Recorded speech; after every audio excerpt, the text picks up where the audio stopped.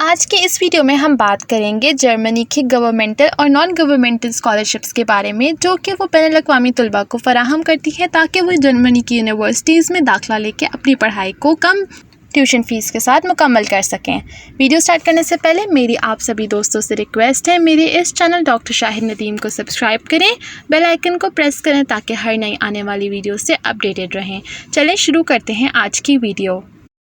سب سے پہلے نمبر پہ ہم بات کریں گے Deutschland stipendium national scholarship programme کے بارے میں، کہ ایک ایسا پروگرام ہے جو پوری دنیا کے اعلیٰ حصول اور پرعزم طالب علموں کو مالی اور غیر مادی مدد فراہم کرتا ہے۔ جرمنی اسکالرشپ جرمنی کے تمام شریک یونیورسٹیوں میں اعلیٰ ہونہار طلباء کی مدد کرتا ہے۔ اس اسکالرشپ کو ذاتی یا والدین کی آمدنی پر غور کیے بغیر دیا جاتا ہے اور کسی کی قومیت بھی اعزاز میں مادی نہیں ہے۔ اسکالرشپ کی قیمت 300 یورو ہر ماہ ہے اور یہ کم از کم 2 سیمسٹرز کے لیے دی جاتی ہے، لیکن اس میں زیادہ سے زیادہ وقت فراہم کیا جا سکتا ہے جس میں مطالعہ کے معیاری عرصے کا احاطہ ہوتا ہے۔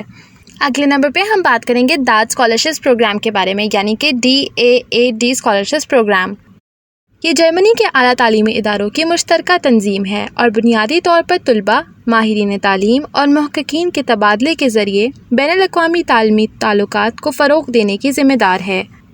DAAD اسکالرشپ کے ڈیٹا بیس میں غیر ملکی طلباء، گریجویٹ طلباء اور سائنسدان جو اسکالرشپ جرمنی میں تحقیقی کام یا تدریسی اسائنمنٹ کے لیے مالی تعاون کے خواہاں ہیں، ان کے لیے اسکالرشپ اور فنڈنگ پروگرامز کے مواقع دستیاب ہیں۔ اگلے نمبر پہ ہم بات کریں گے کرٹ ہینسن سائنس اسکالرشپس کے بارے میں۔ بیئر فاؤنڈیشن کے ذریعے مالی اعانت فراہم کرنے اور سائنس کے میدان میں معلم بننے کی تربیت حاصل کرنے والے طلباء کے لیے جرمنی میں تعلیم حاصل کرنے کے لیے سائنس اسکالرشپ فراہم کرتا ہے۔ اب ہم ان مرحلوں کی بات کریں گے جو آپ کو طے کرنے پڑیں گے کسی بھی جرمنی کی یونیورسٹی میں اسکالرشپ حاصل کرنے کے لیے، یا پھر وہ ریکوائرمنٹ ڈاکیومنٹس جو آپ کو اپنے انسٹیٹیوٹ میں جمع کروانے ہوں گے۔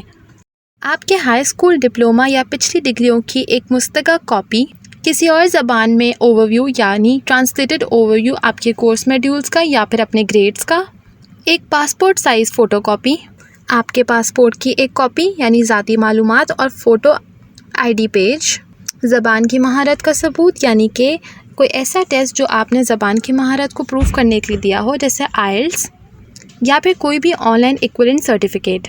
اسی بات پہ ہماری اس ویڈیو کا اختتام ہوتا ہے۔ اگر آپ کو یہ ویڈیو پسند آئی ہو تو کو لائک ضرور کیجیے گا، چینل کو سبسکرائب کریں اور اپنے دوستوں کے ساتھ شیئر کریں تاکہ ان کو بھی یہ انفارمیشن مل سکے۔ ہم ملیں گے اپنی اگلی ویڈیو میں، خیال رکھیے گا۔ اللہ حافظ۔